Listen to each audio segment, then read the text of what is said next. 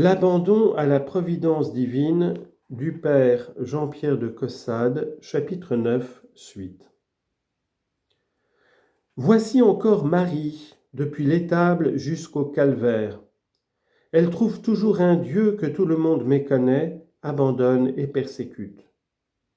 De même, les âmes de foi outrepassent une suite continuelle de morts, de voiles, d'ombres et d'apparences qui font effort pour rendre la volonté de Dieu méconnaissable. Elles la poursuivent et l'aiment jusqu'à la mort de la croix. Elles savent qu'il faut toujours laisser les ombres pour courir après ce divin soleil qui, depuis son lever jusqu'à son coucher, quelques nuées sombres et épaisses qui le cachent, éclaire, réchauffe, embrase les cœurs fidèles qui le bénissent, le louent, le contemplent dans tous les points de ce cercle mystérieux. Confère Psaume 18, versets 6 et 7. Courez donc, âme fidèle, contente et infatigable, après ce cher époux qui marche à pas de géant et va d'un bout du ciel à l'autre. Rien ne peut se dérober à ses yeux. Il marche au-dessus des plus petits brins d'herbe, comme au-dessus des cèdres. Les grains de sable se trouvent sous ses pieds comme les montagnes. Partout où vous pouvez mettre le pied, il y a passé. Et il n'y a qu'à le poursuivre incessamment pour le trouver partout où vous serez. La parole de Dieu écrite est pleine de mystères. Sa parole exécutée dans les événements du monde ne l'est pas moins.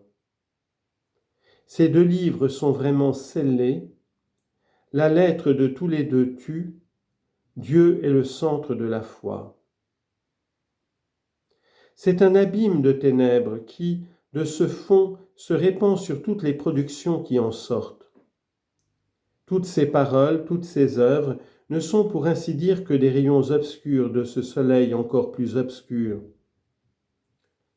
Nous ouvrons les yeux du corps pour voir le soleil et ses rayons, mais les yeux de notre âme par lesquels nous voyons Dieu et ses ouvrages sont des yeux fermés. Les ténèbres tiennent ici la place de la lumière. La connaissance est une ignorance et on voit en ne voyant pas. L'Écriture sainte est une parole obscure d'un Dieu encore plus obscur. Les événements du siècle sont des paroles obscures de ce même Dieu si caché et si inconnu. Ce sont des gouttes de la nuit. Confère chapitre 5, verset 2. Ce sont des gouttes de la nuit, mais d'une mer de nuit et de ténèbres. Toutes les gouttes, tous les ruisseaux tiennent de leur origine. La chute des anges, celle d'Adam, l'impiété et l'idolâtrie des hommes, devant et après le déluge, du vivant des patriarches qui savaient et racontaient à leurs enfants l'histoire de la création et de la conservation encore toute récente, voilà des paroles bien obscures de l'Écriture sainte. Une poignée de monde préservé de l'idolâtrie dans la perte générale de tout le monde jusqu'à la venue du Messie, l'impiété toujours régnante, toujours puissante, ce petit nombre de défenseurs de la vérité toujours persécutés et maltraités, les traitements faits à Jésus-Christ, les plaies de l'Apocalypse. Point de suspension. Quoi donc? Ce sont là des paroles de Dieu. C'est ce qu'il a révélé, ce qu'il a dicté. Et les effets de ces terribles mystères qui continuent jusqu'à la fin des siècles sont encore la parole vivante que nous enseigne sa sagesse, sa puissance, sa bonté. Tous les attributs divins l'expriment par tout ce qui arrive au monde, tous le prêchent. Hélas, il faut le croire, cela ne se voit point. Que veut dire Dieu par les Turcs, les Hollandais, les protestants? Tout cela prêche avec éclat, tout cela signifie les perfections infinies. Pharaon et tous les impies qui l'ont suivi et le suivront ne sont que pour cela. Mais assurément, si l'on ouvre les yeux, la lettre dit le contraire. Il faut s'aveugler et cesser de raisonner pour y voir des mystères divins. Vous parlez, Seigneur, à tous les hommes en général, par les événements généraux. Toutes les révolutions ne sont que des flots de votre providence qui excitent des orages et des tempêtes dans le raisonnement des gens curieux.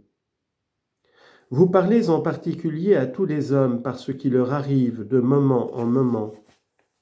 Mais au lieu d'entendre en tout cela la voix de Dieu, de respecter l'obscurité et le mystérieux de sa parole, on n'y regarde que la matière, le hasard, l'humeur des hommes.